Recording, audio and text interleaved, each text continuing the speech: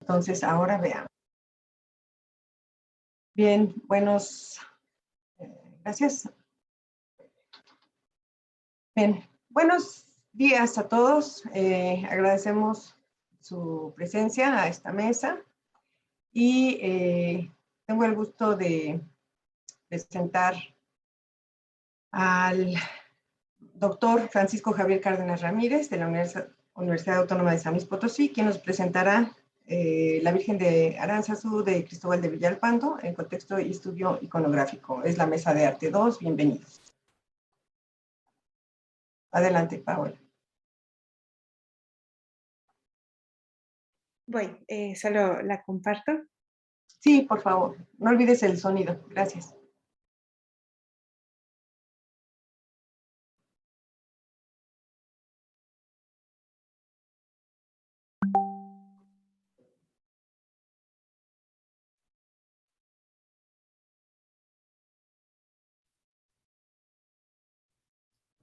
La Virgen de Aránzazu de Cristóbal de Villalpando. En este texto enunciaré las circunstancias que influyeron en la realización de la Virgen de Aránzazu de Cristóbal de Villalpando y emplearé la teoría de los niveles de interpretación de Panofsky, la significación primaria o preiconográfica y la secundaria o iconográfica. Contexto. Cristóbal de Villalpando realizó esta obra en la última década del siglo XVII, en la Nueva España. Al menos 3 condiciones históricas influyeron para que se llevase a cabo. La primera, los vascos que emigraron a España tenían una fuerte devoción a la Virgen de Aránzazu, pues a un pastor en la viña de Oñate, llamado Rodrigo de Balsátegui, se le apareció en 1469. En 1671, los vascos promovieron la cofradía de Aránzazu, sin embargo, no contaba con una aprobación real o eclesiástica. Hasta 1696 se aprobó la fundación de la cofradía. Los vascos tuvieron una capilla dentro de la iglesia de San Francisco de la Ciudad de México. Tiempo después construyeron una independiente en el atrio del mismo templo. A finales del siglo XVII, los cofrades solicitaron a Cristóbal de Villalpando que pintase la obra, la cual se colocaría al parecer en la entrada de la capilla que les fue asignada para sus reuniones. La segunda condición. La Contrarreforma influyó en la proliferación de imágenes sagradas. En una sesión de 1563 del Concilio de Trento, se estableció que tanto las reliquias como las imágenes se deben tener y conservar principalmente en los templos. Las imágenes de Cristo, de la Virgen Madre de Dios y otros santos, se les debe dar el correspondiente honor y veneración, porque el honor que se da a las imágenes se refiere a los originales representados en ellas. La tercera condición. Otra manera de proyectar la veneración de personajes sagrados fue por medio de la pronunciación de discursos sacros. Se dictaron varios sermones dedicados a la Virgen de Aránzazu.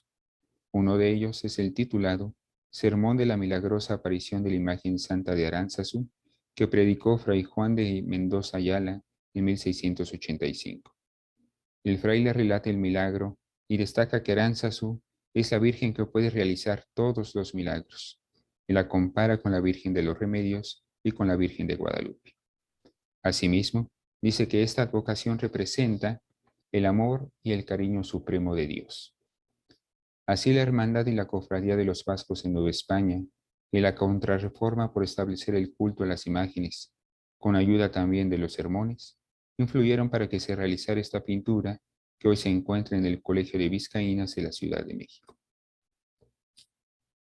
Significación primaria. La Virgen de Aránzazu tiene un formato vertical. Al centro se encuentra un árbol verdoso con un grueso tronco. En la parte superior de este primer elemento se halla como en bulto la imagen triangular de una figura femenina cargando a un niño con su brazo izquierdo, ambos de tez morena y con una corona dorada que se remata con una cruz.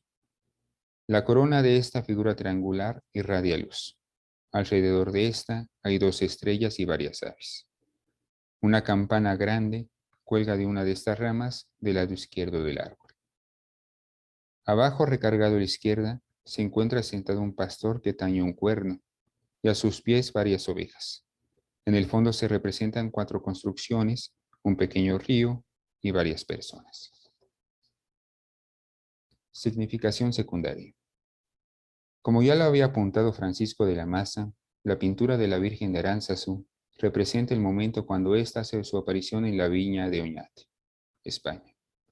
Este milagro ocurrió en 1469, cuando un pastor de nombre Rodrigo Balsátegui bajó con su rebaño a la inculta y fragosa profundidad de un barranco, donde a larga distancia divisó un espino verde y sobre él, a su parecer, un personaje, comenta Iván Luciérnaga. Se acercó para averiguar quién era, a pesar de lo inhóspito del lugar, y vio una mujer de singular hermosura, con un bellísimo niño en el brazo. Al reconocer a la Virgen y al Niño Dios, se puso de rodillas y dijo en su lengua vasca Aránzazu, que quiere decir tú en el espino. Se observa una jerarquía espacial, pues en la parte superior se halla la Virgen cargando a un niño, ocupando el lugar de la honra. En la parte inferior se encuentra el pastor tocando un cuerno. Esta Virgen se encuentra rodeada por dos estrellas que simbolizan la concepción, la natividad, el nombre de María, la presentación, los desposorios, la encarnación, la visitación, la expectación, la purificación, la asunción, el patrocinio y el rosario, según José Martín Guerrero, en su corona de dos estrellas, misteriosa y gozosa de la Virgen María. Hay a su alrededor aves que pueden representar a la Virgen. Estas simbolizan a la Madre de Dios por 6 motivos. 1. Hacen su nido en las piedras, así como la Virgen puso su corazón en las llagas de Cristo. 2. Se alimentan de los mejores granos, la Virgen de lo celestial y eterno. 3. Gimen por compasión, la Madre de Dios por el dolor de su Hijo muerto. 4. Nunca vuelan solas, la Virgen siempre acompañada por el amor y la esperanza. 5. Por la simplicidad. Y 6. Apagan su sed en las corrientes de los ríos. La Virgen mora junto a las aguas del Espíritu Santo, en opinión de Francisco Marcuello, en su primera parte de la historia natural y moral de las aves. La aparición de la Virgen ocurre en un lugar inaccesible, verosímil, es decir, estamos ante un lugar hierofánico. Por esta razón, ahí precisamente es un centro del universo. Para representarlo, la narración milagrosa y la obra gráfica optaron por un árbol que por su verticalidad se convierte en el eje del universo, punto de intersección de los niveles cósmicos, y capaz de unir el cielo, la tierra y el infierno, en opinión de Isabel Uría Macua. El que se acerca a este árbol, como observa Mircea Eliade, puede obtener la inmortalidad. Es la representación del Axis Mundi.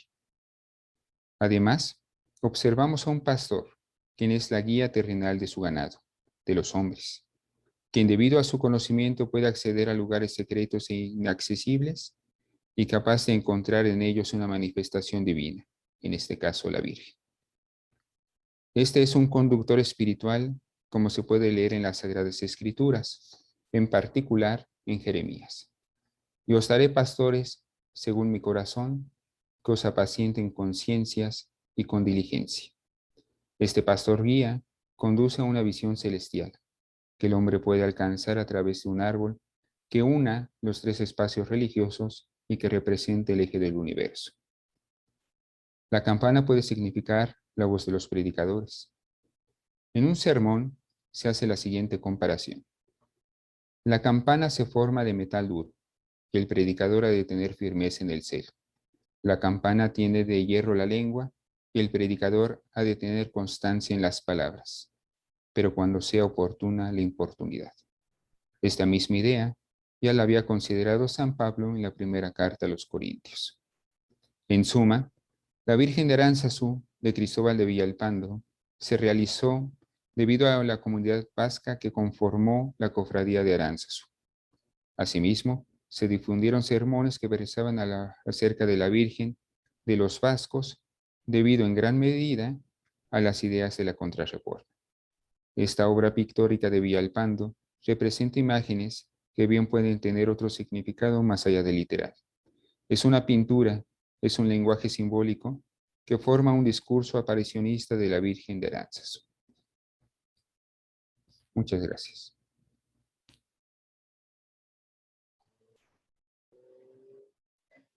Muchísimas gracias. Muchísimas gracias al doctor Francisco Cárdenas. Doy ahora la palabra al doctor Salvador Moreno Basurto de la Universidad Autónoma de Zacatecas, quien nos presentará imagen, promoción y momificación, iconografía y momia de Fray Juan de Angulo. Por favor, doctor. Bien, bueno, pues muchas gracias, buenos días. Agradezco pues, que me hayan incorporado en este 32 encuentro del pensamiento novohispano. Voy a proyectar imagen, como soy Claro que todavía nuevo en esto, avísenme si se está proyectando la imagen. Muy bien, ahorita. Sí se está proyectando, ¿verdad? Sí, sí se ve. Muy bien, gracias. Entonces, bien, sin dilación voy a entrar al tema. Voy a empezar precisamente con la idea de Zacatecas. Zacatecas se funda en 1546 y es una ciudad que va a crecer de manera rápida, desarrolla la minería como su punto de eje económico y sumándose precisamente al deseo de todas las ciudades novohispanas, tal como lo dice precisamente el doctor Antonio Rubial, pues necesita de santos. Y en este caso precisamente la ciudad de Zacatecas va a solicitar la imagen de crear su propio santo, y en este caso ese deseo va a quedar en la figura de este personaje, Fray Juan de Angulo. Fray Juan de Angulo fue minero civil, no se casó, se hizo rico, ostentó cargos importantes, sobre todo en el mineral de Sombrerete, al sur del actual estado de Zacatecas. De repente suelta toda la riqueza, se va de franciscano, lego, portero de la comunidad del convento de San Francisco, de la ciudad de Zacatecas, y entonces lleva una vida austera, tranquila, y en 1644 fallece, bueno, dicen algunos datos, 1600, en 1644, a la edad de 77 años o 72, ahora sí que dependiendo de la versión. Y es aquí donde empieza la leyenda de Fray Juan de Angulo. Fray Juan de Angulo se descubre que su cuerpo es incorrupto, su vida se narró precisamente de manera oral, y eso generó precisamente el deseo de querer, de la sociedad zacatecana, de quererlo hacer pues santo. En realidad era cierto, Zacatecas como ciudad minera quería tener un santo protector, santo de los mineros, y como Fray Juan de Angulo cumplía con estos dos requisitos de haber sido minero, haber sido franciscano y de vida muy ejemplar, pues quién mejor como él. Les presento esta imagen del retrato, no es el único, ahorita vamos a ver más imágenes de él, pero se pensaba durante mucho tiempo que era la única, por eso se publicó en este libro del profesor Cuauhtémoc Esparza sobre la historia del Colegio de Guadalupe, porque esta pintura está custodiada precisamente en el Museo del Convento de Guadalupe. Pero bueno, Fray Juan de Angulo hay que pensarlo también como otro personaje que no solamente era el candidato idóneo, sino que también provenía de familia muy importante. Uno de ellos era precisamente sus sobrinos, por la línea materna, pues sobrino directamente de Antonio Núñez de Miranda, el famoso confesor de la que hoy está cumpliendo, la que está cumpliendo años, y también su sobrino nieto, que fue también confesor y amigo pues sí, de Sor Juana Inés de Arco. Nomás para que nos imaginemos la imagen de este personaje que en algún momento determinado está pues casi olvidado. Pero lejos de esta figura que quiero de familias, quiero ver a Fray Juan de Angulo como precisamente lo que él fue. Y más bien, después de muerto. Después de muerto, pues suceden dos cosas. La primera, se preserva su cuerpo, se convierte en momia y eso aumenta, pues ahora sí que el deseo de la sociedad de hacerlo, pues, santo. O sea, lo ven milagroso la preservación de su cuerpo. José de Castorena Ursúa y Goyeneche, su sobrino nieto, le pide todavía como joven a este autor José de Castro que publique, que escriba, franciscano, cronista de la provincia de San Francisco de Zacatecas, pues que escriba la vida de su tío abuelo, y sería la que ustedes ven precisamente a su izquierda. Y mucho tiempo después, en 1728, el mismo Castorena Ursúa Goyeneche, ya como, si mal no recuerdo, ya como obispo de Yucatán, a 3 años antes de su muerte, 5 años antes de su muerte, publica esta oración fúnebre, este discurso sobre su tío abuelo. Estos 2 textos son los únicos que se van a conservar durante el periodo novohispano, que van a dar fe de la existencia de Fray Juan de Angulo, y por el otro lado, sus restos. Este es el único, el grabado del que, según eso, se apoyó para hacer los retratos. Voy a hablar de la iconografía angulana. La primera sería esta, pero no es la única. En realidad voy a dividirlo en 2 temas, la iconografía angulana en la que no existe, la que ya no existe, y la que se preservó con el paso del tiempo. Esta sería como una de las, de la que se va a apoyar, y va a tener 2 elementos. Primeramente su retrato de medio cuerpo, con los brazos entrecruzados, con una cruz, con la casulla cubriéndole la cabeza, nariz bastante pronunciada, ligera barba y apenas el pelo que se le ve en un incipiente calvicie, algo así como yo. En la parte inferior está su cartela o tarja, y que va a dar como una especie de currículum vitae abreviado de nuestro personaje en cuestión. Voy a hablar de las obras que, según eso, ya no existen, las pinturas que ya no existen. Una es precisamente, según en el libro de José Rivera Bernardes, en su descripción breve de la ciudad de Zacatecas, publicado en 1732, cuando estaba la efervescencia, el gusto por subir a santo a Fray Juan de Angulo, él narra, y después otros autores lo narrarán, como Fray José de Arlegui, cronista también de la provincia de Zacatecas, van a narrar que en la entrada principal de la capilla del noviciado del convento de San Francisco de Zacatecas se guarda una pintura en donde el obispo, el tercer obispo, Gómez de Mendiola, está confirmando a Fray Juan de Angulo. Esta pintura solamente se narra en las crónicas, y resulta interesante porque si es así, de hecho así lo dicen las crónicas, a la semejanza precisamente de lo que en el Virreinato de Perú ya habían logrado. Santos como Santo Toribio de Mogrovejo, que también fue obispo, confirmando a la niña Santa Rosa de Lima.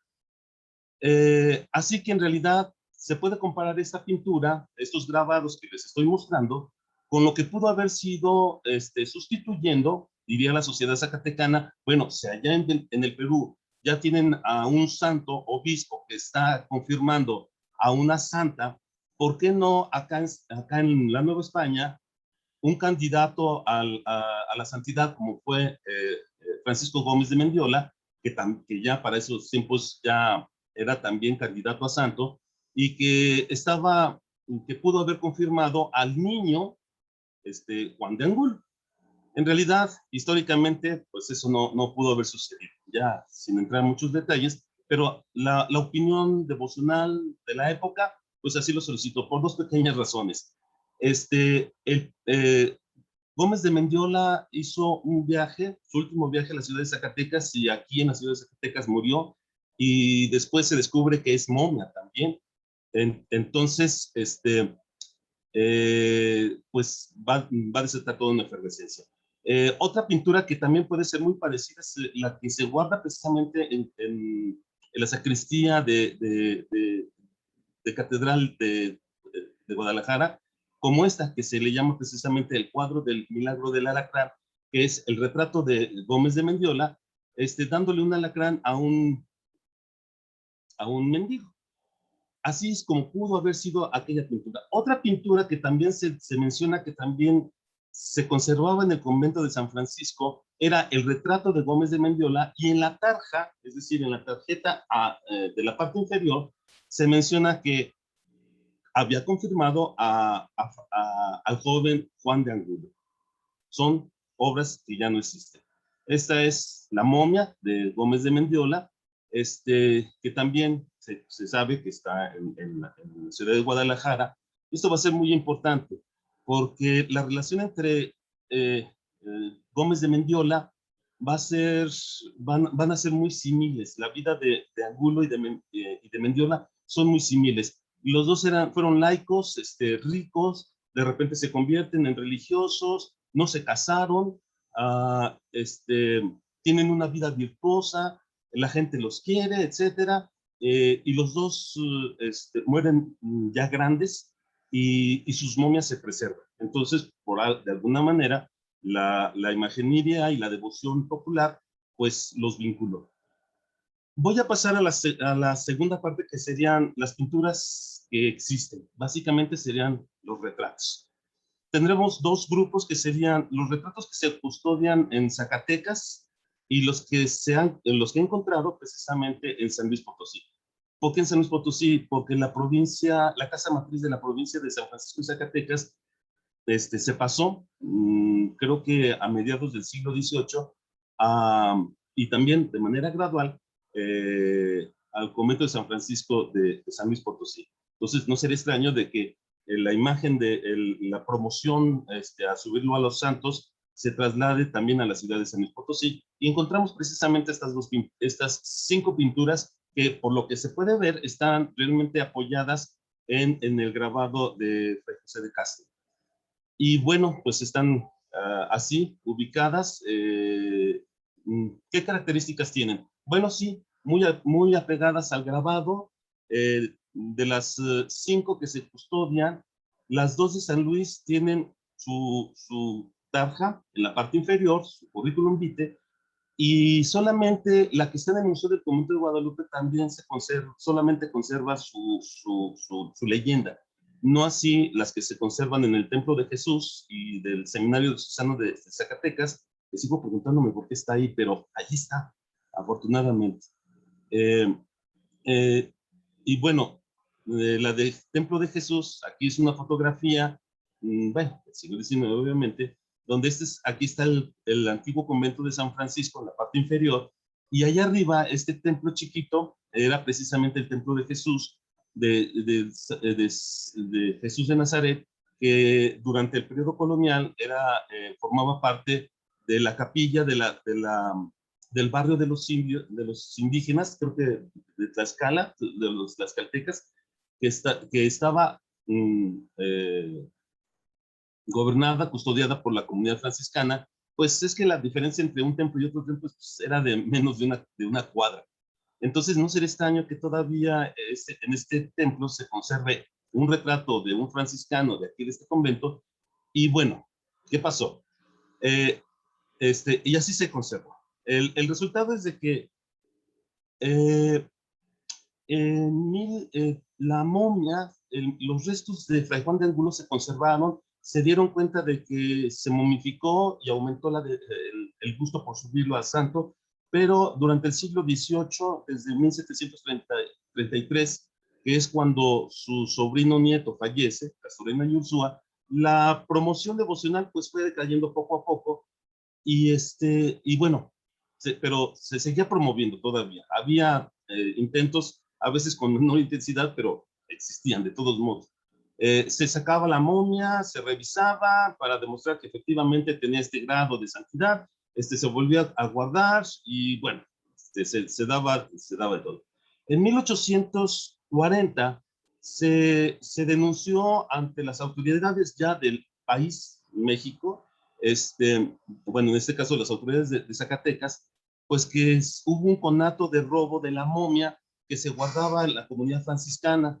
Entonces van precisamente autoridades, el notario público, Juan Nepomuceno Ruiz de Esparza, hace todo el levantamiento, todo el acta, Y lo interesante es de que en esa acta, en ese documento, afortunadamente la momia no se perdió, no se la robaron, pero sí es rico cuando está describiendo todo la momia, así parte por parte. Se los transcribo precisamente, en donde se ve que, pues sí, no tiene ojos, no tiene nariz, ni lengua, ni orejas, le faltan un dedo, el rostro ya se ve todo, eh, pues sí, ya se le pierde la cara, su cuerpo es flexible, que se puede mover, pues realmente todos los elementos de una momia. Ya me queda poco, ¿verdad?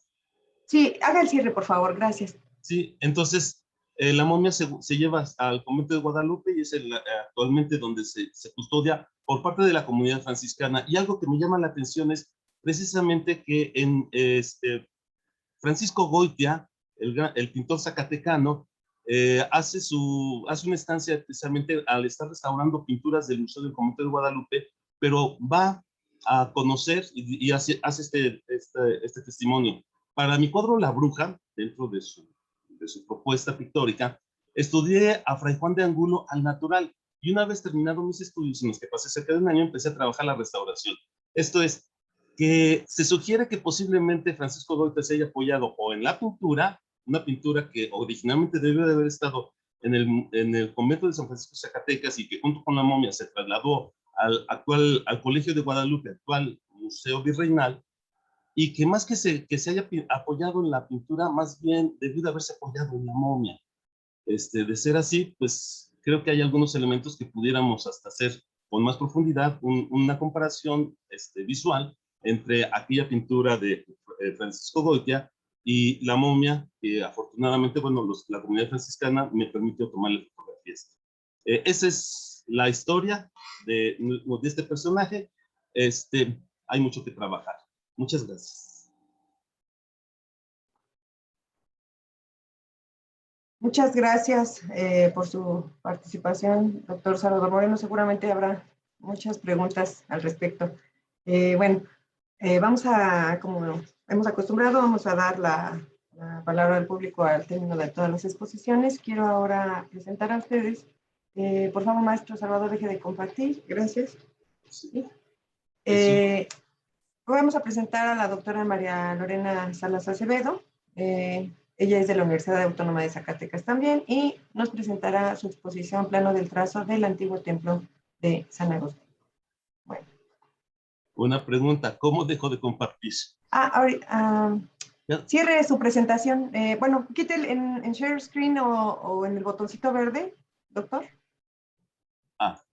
En el botoncito verde, dele clic y le va a decir que deje de compartir. Muy bien. ¿Ya, verdad? No. No. Ay, discúlpenme. A ver, en el New Share. Ajá, es que no sé si lo tiene en inglés o lo tiene en español. Ya, perfecto. Ya, gracias, qué amable. Muy bien, ya lo hizo Paula, creo. Doctora María Lorena, ¿va a compartirnos pantalla? Sí. Mando el video, perfecto. No, creo que puedo compartir. ¿Quiere en vivo, doctora? Tengo fallas con la máquina y con la pantalla. Muy bien. Puedo compartir. Paola, por favor, déjanos de compartir, mi amor. Y sí, ahorita, claro. Gracias. Yo la dejo. Muy bien. Muy bien. Doctora Lorena, Paola tiene su video y lo puede compartir. Bueno, está bien. Si gusta, pues con el video. ¿Te pasa en el video? Sí, porque mi pantalla está... sí, está borrosa. Perdón, Paola. No sé qué fue lo que... No, que pasa nada. Ahorita la empiezo a compartir. Gracias, qué amable. Ay, espera, perdón. Un momentito. Ya es el último día, ya estamos todos sí. en tantas conferencias, pero han sido muy gratas y muy agradables. Seguramente habrá muchas preguntas. Muy bien. Nos dejamos con la presentación de la doctora Lorena. Agradezco a los organizadores del 31º Encuentro de Investigación de Estudios Novohispanos en su edición 2021. Hoy voy a hablar sobre el plano del trazo del antiguo templo de San Agustín de la ciudad de Zacatecas. Mi nombre es María Lorena Salas Asredo. El edificio que ejemplifica la arquitectura churrigueresca de los siglos XVII y XVIII data hacia el año de 1576, cuando se fundó en esta ciudad de Nuestra Señora de los Zacatecas el convento de San Agustín. Su fundador fue el padre Fray Alonso de Quesada, momento en el que el padre provincial era Fray Alonso de la Veracruz, fraile agustino, ocupado por los temas de la evangelización, los problemas de la vida, la organización misional, y al tiempo defendió los privilegios y autonomía de los religiosos. La fundación del convento de San Agustín de Zacatecas se gestó casi a la par que la fundación del convento agustino de Guadalajara. La construcción de la morada en el Real de las Minas de los Zacatecas se basó en el aproximar o acercar limosnas para la orden, cumpliendo su acometido gracias al apoyo otorgado por el provincial Fray Alonso de la Veracruz. Los trámites se desarrollaron juntamente con los requerimientos del convento de Guadalajara. Cabe mencionar que el convento de Zacatecas no contó con administración de indios por falta de vacantes para su inclusión, por lo que los religiosos no contaron con ayuda para la construcción ni para el sustento del convento en sus inicios. El 1 de octubre de 1576, el padre Fray Juan Adrián de la Orden de San Agustín pide merced para iniciar la fundación de la casa y monasterio en la casa de la cárcel, por ser sitio oportuno y estar cerca y junto a ellos. Sin embargo, el cabildo no consideró pertinente o adecuado y propone vender la dicha cárcel para edificarla en otro sitio y lugar, según este plano de la cárcel, que data de los espacios o nos deja ver lo que es su distribución espacial hacia 1689.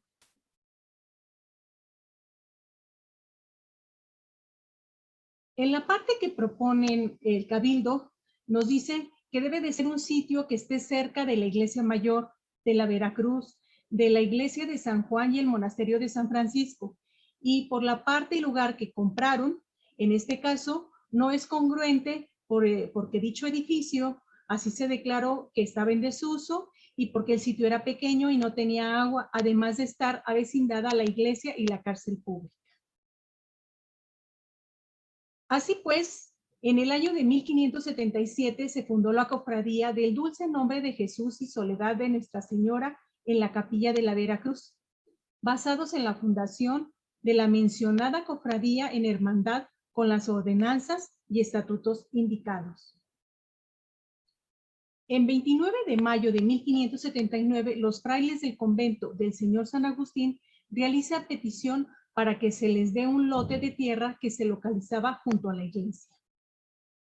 Según algunas crónicas, iniciando el siglo XVII, las limonas otorgadas por el rey de España no beneficiaban las ciudades de Guadalajara, de Zacatecas y de San Luis Potosí, porque las casas de reciente fundación se suponía que eran dotadas de fuertes rentas. Sin embargo, pues no tenían el apoyo correspondiente. En el año de 1613 vivió en Zacatecas don Agustín de Zavala, caballero de la Orden de Santiago, rico minero, hombre generoso y compasivo, quien decidió convertirse en protector de los religiosos agustinos, proporcionándoles los recursos necesarios para generar y fundar un patronazgo para la construcción del templo y del retablo.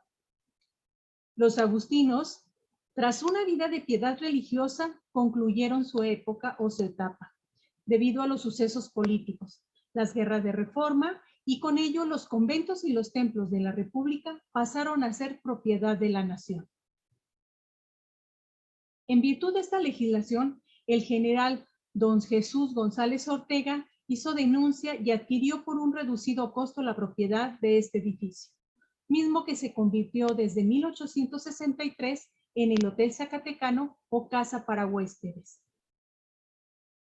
Lauro González Ortega, hijo de general Jesús González Ortega, vende a la Sociedad Presbiteriana de Misiones de los Estados Unidos y narra un documento que dice que se va a hacer 18 vidrieras firmes de una hoja en sus dos cúpulas y hacer una entrada directa de la plazuela al templo de San Agustín, y se va a hacer el muro divisorio entre las casas y el resto del templo. Al año siguiente, en noviembre de 1885, se elaboró el plano del trazo de la antigua iglesia de San Agustín. El plano se encuentra en el Archivo Histórico del Estado de Zacatecas en la colección especial. Describe que contiene una estampilla por valor de 50 centavos y sobre ella la fecha. El señor escribano corrobora que don Lauro G. Ortega es dueño en posesión y propiedad de la antigua iglesia de San Agustín y casas contiguas al salón de dicho templo, que dan vista hacia la plaza de San Agustín y que comprende lo siguiente. El actual salón del templo protestante, con su entrada directa de la plazuela de San Agustín y su crucero norte, que las casas de habitación contiguas a dicho salón constan de 4 pisos, teniendo el primero una accesoría con 2 piezas pequeñas o chicas, otra con 2 piezas también poco más grandes, zaguán y escalera para el segundo piso, y otra accesoría con 2 piececitas superpuestas. El segundo se compone de 5 piezas, cocina, pasillo y sotehuela. El tercero se encuentra en estado ruinoso y tiene 2 piezas, un pasillo, una cocina y el principio del caracol que conduce a las bóvedas del edificio. El cuarto piso también está en ruinas, habiéndose tirado todos los tabiques que ahí había. Solo presenta el aspecto de un gran salón deteriorado, teniendo además una azotehuela y el piso que fue de la cocina, todo en mal estado. Y por último, corresponde a dichas casas de habitación una cochera que fue la entrada lateral a la contigua iglesia y está a nivel del primer piso. Se anexa un protocolo, plano elaborado, dibujado y autorizado en apego a orientaciones, determinación de dimensiones y explicaciones respectivas que realizó el ingeniero topógrafo y astrónomo don José Árbol y Bonilla. El plano incluye la firma de los interesados en presencia y reconocimiento de autenticidad de las firmas que las cubren por ser de su puño y letra, ante el escribano licenciado Zenón S. Ibarra. Dicha propiedad pertenece a don Lauro G. Ortega, quien la obtuvo por herencia de su finado padre, el general don Jesús González Ortega. El templo y casas de que se ha hecho relación están inscritas dentro de este documento. Por lo anterior, la venta que se realizó al señor Eduardo M. Handmaker del ex templo y las casas que conformaban el templo protestante, por lo que pagó 16,000 pesos, y por el segundo lote, que fueron 8,000 pesos. Aquí lo que podemos observar es el plano del archivo que se encuentra en la colección especial Mapas e ilustraciones, en la serie Planos números 21 de medidas 62.3 por 46 centímetros en el protocolo número 36 del escribano Juan Francisco Fernández Ferniza, en la foja 83-89.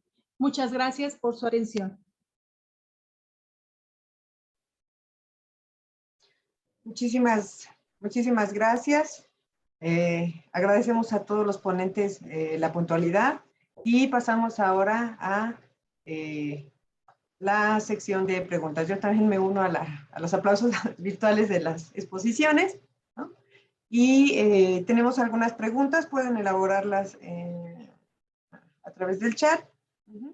Y la doctora, tenemos la primera intervención, ¿no? La doctora Enriqueta Holguín, de la Universidad de Hidalgo, pregunta para el doctor Moreno. ¿Se hizo algún estudio sobre el tipo de suelo en el que se enterró la momia? Continúo con el doctor Moreno. Si fuera el mismo tipo de suelo, muchas momias compartirían algunas características. En consecuencia, sería difícil comparar la momia del fraile con la imagen que aparece en la obra de Goitia. Doctor Salvador. Sí, gracias. Bueno, no se ha hecho ningún estudio sobre el tipo de suelo, pero sí es cierto que Zacatecas, al igual como Guanajuato, sí se conservaron muchas, se hicieron momias. nuestros panteones cerca de los templos, conventos, desde el siglo XVI. Se han sacado muchas momias. En Santo Domingo, en la década de los 90, cuando se levantó el piso, salieron momias. Cuando una momia que se hizo muy famosa, cuando estuvo de moda las momias de Guanajuato en la década de los 40, fue cuando lo que es a un lado de la Alameda, quien conozca la ciudad de Zacatecas, se levantó el panteón, salieron momias, y una de esas momias fue la que estuvo en exhibición durante cerca de 20 años, 25 años, en el Museo del Convento de Guadalupe, pues una momia. O sea, no se ha hecho ningún tipo de estudios, valdría la pena, pero también por una razón muy sencilla. Tanto está en la zona conurbada ya sea en los templos, en los conventos, que ya están dentro de la ciudad. Cuando en aquellos tiempos estamos hablando de que los conventos estaban a las orillas de la ciudad, se daban las condiciones precisamente para la momificación. El problema con nuestra momia es de que desde a los, pues qué será, a los 4 años de que fue de enterrado, se sacó, se dieron cuenta de su momificación, y siempre estuvo en exhibición a un lado en el altar principal del santuario del convento de San Francisco. Entonces, desde entonces ha estado pues moviéndose de manera azarosa, inclusive hasta en los interiores. La comunidad franciscana la ha movido constantemente en los interiores del actual noviciado. Si me permiten decirlo como anécdota, lo tuve, su arcón, donde se resguarda, hasta lo tuve que utilizar yo como escritorio para escribir mi tesis de licenciatura allá en 1992. Entonces, es toda una anécdota este personaje, hasta de manera personal. Es cierto, valdría la pena hacer estudios de tierra, y creo que tendría las mismas condiciones químicas como el suelo mineral de Guanajuato. Y bueno, una vez sí lo escuché de un especialista, que el alimento, el agua con los que el zacatecano de la época se alimentaba, se estaba preparando para hacer momia, igual como Guanajuato y posiblemente también en San Luis. Lamentablemente, pues ya desde que empezamos a comer Gansito Marinel y Coca-Cola, yo creo que ya nosotros estamos llamados a desintegrarnos inmediatamente. Valdría la pena hacer ese tipo de estudios químicos en suelo zacatecano. Muchas gracias, doctor Salvador. Carmen tiene la mano levantada. ¿Quiere intervenir? Sí, gracias, doctora. En principio, pues felicitar a todos nuestros participantes en la mesa. En lo personal, agradecida con estos maravillosos cerebros que han trabajado sobre temas que para la gente en la región, pues es muy importante darnos a conocer los resultados de sus interesantes investigaciones. Y bueno, para no demorarme más, tengo una pregunta para cada uno de ellos. Comienzo con el doctor Francisco Cárdenas. En principio, porque yo soy una de las interesadas en saber sobre los estudios iconológicos hechos en América Latina sobre todo.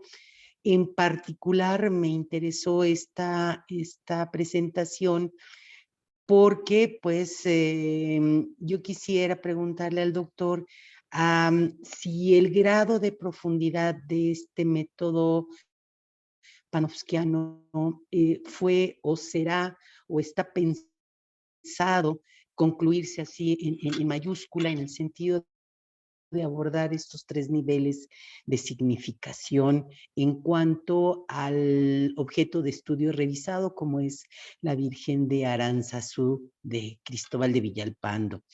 Si es así, yo le rogaría al doctor me hiciera saber en qué publicación puedo encontrar su desarrollo, me interesaría mucho.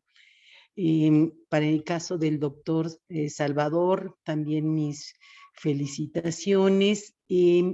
Doctor, no alcancé, me disculpo por ello si lo hiciste, no mencioné o no escuché si hay una cronología de los retratos que presentaste acerca de Fray Juan de Angulo. Sí fue evidente, yo creo que para todos nosotros, percatarnos que de alguna manera el grabado sí es la fuente de inspiración para los retratos. La iconografía tiene variaciones muy pequeñas y casi es seguro, ¿verdad?, que emane justamente de esta imagen. Si me lo pudieras contestar.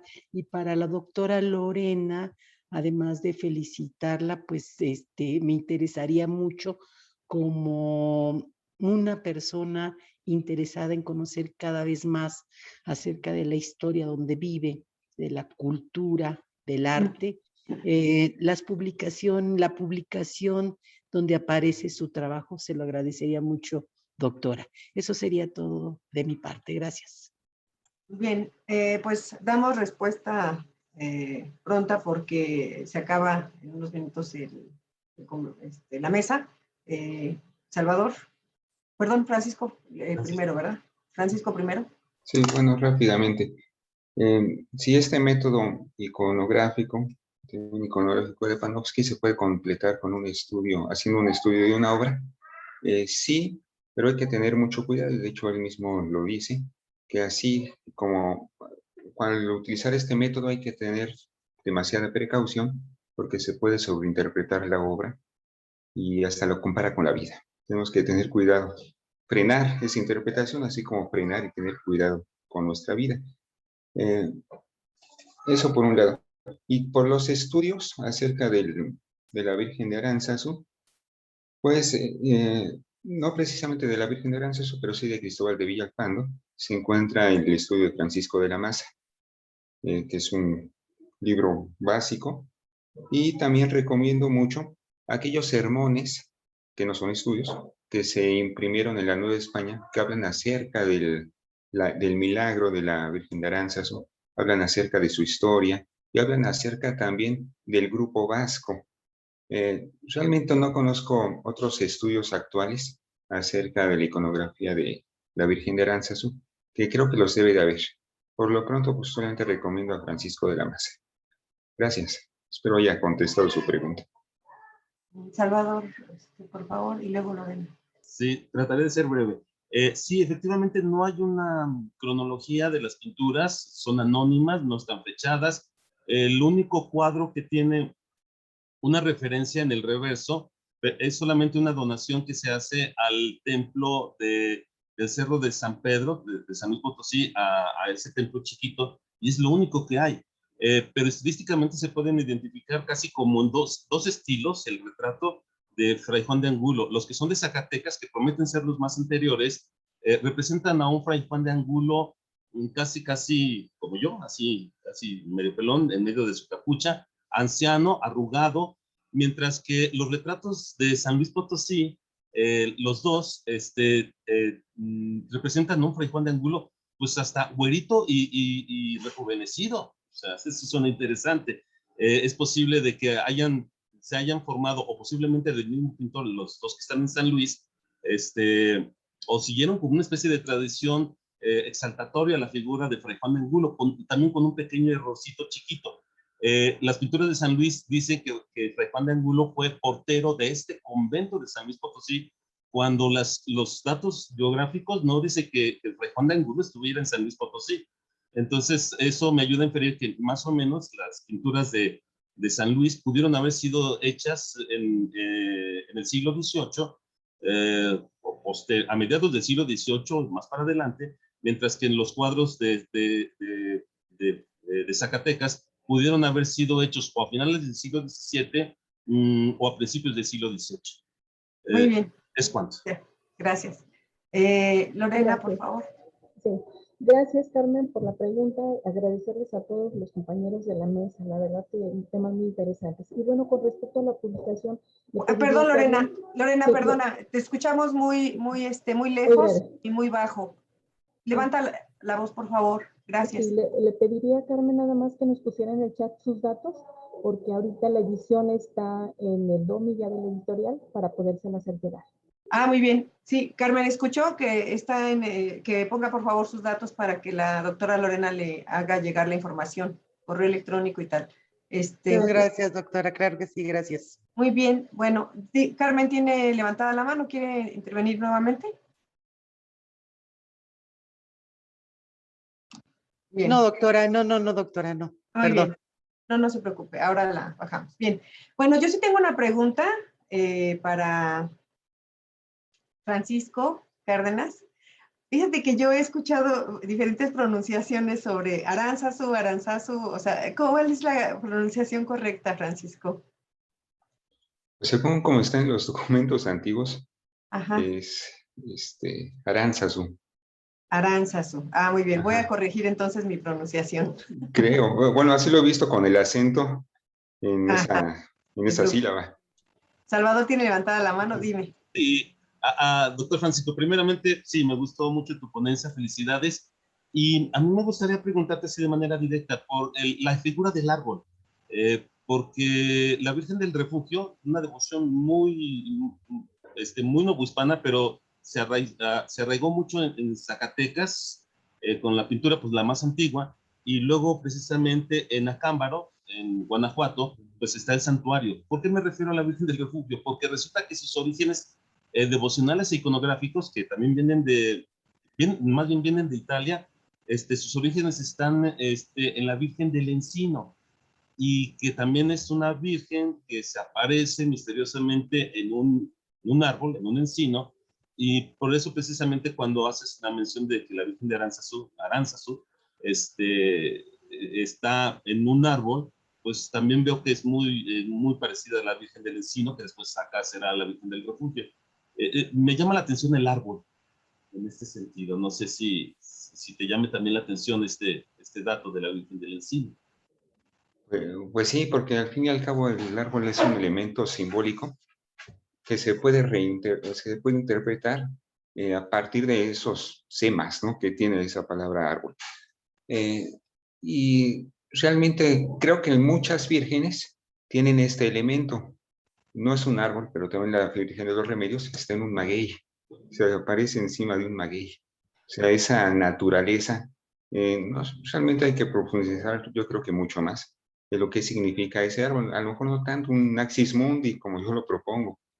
A lo mejor significa otra cosa. A lo mejor puede significar obviamente la naturaleza, la rusticidad, el campo, la vegetación, la guarida también, etcétera. Hay que ver también en las narraciones marianas si aparecen estos árboles. Hay que ver, yo estoy pensando en Francisco de Florencia, que tiene su obra de las vírgenes. A ver cuántas leyendas, o en este caso cuántas leyendas, o cuántos milagros de apariciones tienen ese árbol. Y si las obras pictográficas se remiten siempre a la escritura, es decir, que haya estado primero la leyenda de la escritura y luego los autores hayan reinterpretado esa escritura en la pintura o al revés. Es importante el árbol, creo que tiene mucha significación. En este caso, pues solamente lo vi como un axis mundi. Puede representar, yo creo que muchas cosas más a partir del contexto en el que se esté dando la aparición mariana. Muy bien. Muchas gracias. Yo tengo, bueno, no sé si el público tenga otra pregunta, porque yo soy muy preguntona. ¿No? Una moderadora y moderada. Ajá. Carmen tiene nuevamente levantada la mano. Antes de que intervenga Carmen, quiero pedirle a Salvador que nos comparta el dato, la referencia de la ilustración que utilizó en su primera plantilla de PowerPoint, por favor. ¿Nos puedes compartir, Salvador, de dónde sacó la imagen de la presentación, donde están sus datos, la plantilla número 1? A ver. Sí, sí es posible. Digo, puede ser en el chat. No, a mí me interesó, me agradó. ¿Sí? Felicita a Roberto Carrillo Acosta, a todos por sus ponencias, muy interesantes saludos. Y ahora sí, Carmen, dígame, o díganos. Sí, justamente para el doctor Francisco y este intercambio de visiones que presenta el doctor Salvador. Es que justamente esto, doctor, cuando yo hice la pregunta acerca de la profundidad en cuanto a la utilización del método panofskiano, iba encaminado en ese sentido. Efectivamente, creo que en América en particular, porque en Europa, a nivel europeo, sí se han hecho estudios iconológicos más profundos sobre la imagen, es lo que nos hace falta. Y en esa medida creo que su trabajo aporta, y de ahí mi inquietud por saber ese avance, cómo podría ser en un trabajo futuro sobre el mismo tema. Gracias. Muy bien. Gracias. Gracias, Carmen. Sí, doctor Salvador, esta es precisamente la que me interesa. Ya le escribí mi correo. Bueno, es Hilda J. Hilda, sí es. @unam.mx. A ver si de dónde sacó esta imagen, me podría compartir. Gracias. Sí, es un grabado de 1799, precisamente por, no recuerdo si es por Portugal, o Sotomayor, que forma parte precisamente de estos. Todavía hay otro grabado de 1732 que se publicó precisamente en el libro de la descripción de la ciudad de Zacatecas de José Ignacio Bernardes. No recuerdo, Carmen, no sé, o maestra Lorena, doctora Lorena, doctoras, si me ayudan a recordar este plano donde se publicó realmente. Nada después, doctor, no se preocupe, nada más que me interesa sobremanera. Encantadísimo. Le pongo ahí mi correo, hildaj@unam.mx, y si me hace llegar la imagen, se lo agradeceré. Doctora Carmen, díganos. No, disculpe, doctora, dejo siempre la mano. No se preocupe. ¿No? María Lorena. Yo quiero participar. Son aplausos, pero no quiere participar. Okay. Perdón, creo que María Lorena, por favor. Existen en la ciudad 2 grabados. Uno de 1732. Sí. Efectivamente, y este otro que es de 1795, que se hizo para un censo de población. Los 2 grabados, uno es el segundo, que acabas de ver, es de Bernardo de Portugal, y efectivamente la riqueza de ese grabado es porque viene la descripción de la ciudad. Tiene otra característica que es importante, es un grabado a mano.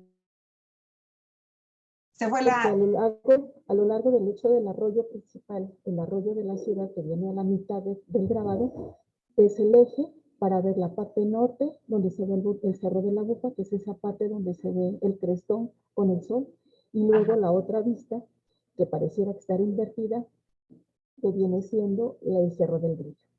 Entonces, yo creo que cualquiera de los dos, tanto Salvador como yo, podemos hacer llegar. Gracias.